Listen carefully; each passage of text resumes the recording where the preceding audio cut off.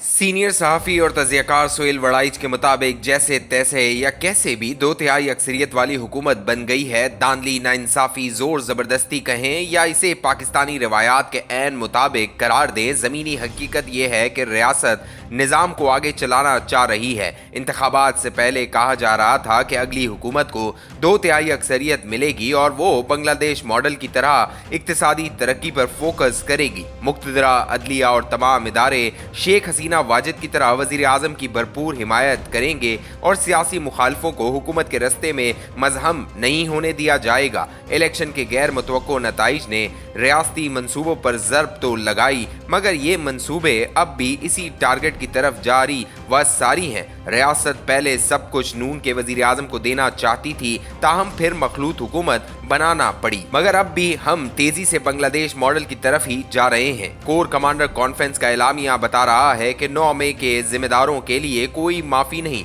गोया इमरान खान और तहरीक इंसाफ के लिए अभी सियासी निज़ाम के अंदर कोई गुंजाइश नहीं निकाली जा रही, बल्कि इत्तलात ये हैं कि सख्तियों का दौर फिर से शुरू हो सकता है। गोया रियासत सियासी इस्तेहकाम का रास्ता मफाहमत में नहीं, दबाव में देख रही है। बांग्लादेश मॉडल में मरकजी किरदार सिविलियन वजीर आजम का है। मुझे अंदेशा है कि अगर सियासी गड़बड़ रही, मुजाहिरे सड़कों पर आ गए, तो कहीं हम बर्मा नया म्यांमार मॉडल ही तरफ न चले जाएं, जहां की फौजी जनता ने 2021 से इक्तदार संभाल रखा है। वहां की पॉपुलर लीडर आन सान सूची मुसलसल जेल में है। मिलिट्री जनता को चीन से माशी मदद हासिल है, जबकि मगरबी दुनिया इससे नाराज है, मगर इसके बावजूद बर्मा फौजी जनता की सरबराही में चलता जा रहा है। अफगानिस्तान से अमरीकी फौजियों की वापसी के बाद से पाकिस्तान बैनुल-अक़वामी दुनिया के लिए एशिया का पिछवाड़ा बन चुका है। हम डूबते हैं या तैरते हैं, इसका फैसला हमने खुद करना है। दुनिया में से कोई हमारी मदद को आने के लिए तैयार नहीं। हमें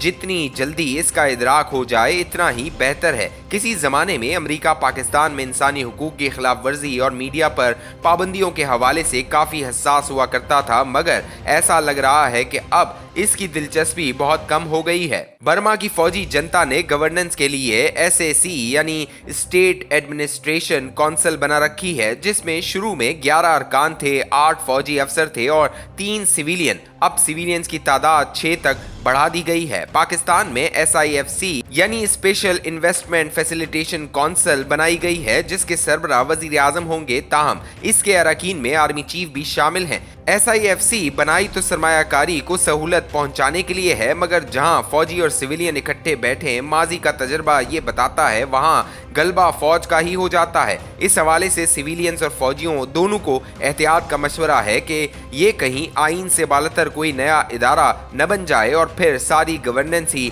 बर्मा की तरह इससे शुरू हो जाए। ऐसा महसूस होता है कि गैर मुतवक्को इंतखाबी नताइज ने रियासत को एक बड़ा शॉक दिया था और एक दूसरे पर इल्ज़ाम तराशी शुरू हो गई थी, लेकिन अब रियासत दोबारा से संभल रही है। रियासती सोच में इंतखाबी नताइज ने कोई फ़र्क नहीं डाला। हाँ, उन्होंने अपने अंदर आरा और स्ट्रेटजी प्लानिंग में तजादात को कम करने की तरफ तवज्जो दी है। सियासत के अदना तालिब इल्म की हैसियत से मेरी राय है कि 8 फरवरी के नताइज के बाद इमरान खान को जेल से निकाल कर बनीगाला में नजरबंद कर दिया जाता और 1977 में जैसे वजीर आजम भुट्टो ने कौमी इत्तेहाद के सहाला रेस्ट हाउस में नजरबंद लीडरों से मुज़ाकरात किए थे, नया वजीर आजम इनसे मुज़ाकरात करता। 1977 में फौज ने कौमी इत्तेहाद की लीडरशिप को भी ब्रीफिंग्स दी थी, वैसे ही सिक्योरिटी और माशी ब्रीफिंग्स इमरान खान को दी जाती और इन्हें मसालियत के लिए आमादा किया जाता, मगर नक्कार खाने में तूती की आवाज़ कौन सुनता है। सियासी बहरान का दूसरा मुनसिफाना हल इस आजिज़ की नज़र में ये है कि मौलाना फजल रहमान की सरबराही में एक ऑल पार्टी पार्लिमानी कमेटी बना दी जाए जो धांधली की तहकीकात करे। इंतखाबी उज़रदारियों की जो भी दरख्वास्तें वसूल हुई हैं वो पार्लिमानी कमेटी के सामने पेश हों। अगर तो ये सारी शिकायतें दुरुस्त हों और इससे PTI की अक्सरियत बन जाए तो शहबाज शरीफ मुस्ताफ़ी हो जाएं और PTI हुकूमत बनाए, और अगर ये शिकायत दुरुस्त साबित नहीं होती तो PTI मौजूदा हुकूमत को तस्लीम करने का ऐलान करे और पार्लिमानी अपोजिशन का किरदार अदा करे। सियासत के अदना तालिब इल्म की हैसियत से मेरी राय में पाकिस्तान न बांग्लादेश है और न बर्मा। यहाँ महाराजा रंजीत सिंह ने 4 दहाइयों से ज़्यादा हुकूमत की। इसकी हुकूमत चलाने में सिखों का किरदार कम और मुसलमानों और फ्रांसीसियों का ज़्यादा था। अकबर अकबर बादशाह ने 50 साल हुकूमत की। इसकी हुकूमत और हर्म दोनों में हिंदुओं का बहुत बड़ा किरदार था। गोया मफाहमत ही इस खित्ते में अमन की कुंजी है। लड़ाई झगड़ों, गालियों, दुश्मन तराजी और एक दूसरे से इंतकाम लेने से मसाइल हल होते बल्कि मजीद बिगड़ जाते हैं। अब भी पाकिस्तान की सियासत और मईशत को मुस्तहकम करने के लिए मफाहमत ज़रूरी है। नवाज शरीफ इस वक्त सबसे तजर्बाकार सियासतदान हैं। उन्होंने सियासत के सर्द और गर्म दोनों देखे हैं। इन्हें बहरान के हल के लिए पहल करनी चाहिए। सदर जरदारी खुद कई बार रियासती अताब का शिकार रहे, वो इस हवाले से लीड कर सकते हैं। इन दोनों में से कोई एक या दोनों जाकर इमरान खान से मिलें। वो इनकार कर दे फिर भी बार बार मिलने की ख्वाहिश का इजहार करें और इसे कायल करें कि वो मेन स्ट्रीम सियासत में आए और इसके गिले शिकवे दूर किए जाएं। इमरान खान भी अपने फैसलों की काफी सजा भुगत चुके। इन्हें भी लचक दिखाकर अहले सियासत और पाकिस्तान की मुक्तदरा दोनों से राब्ता बहाल करना चाहिए। तने तना व इनकलाब तो ला सकते हैं, मुल्क को चलाने के लिए इन्हें फिर मुक्तदरा और मुखालिफ सियासतदानों की मदद की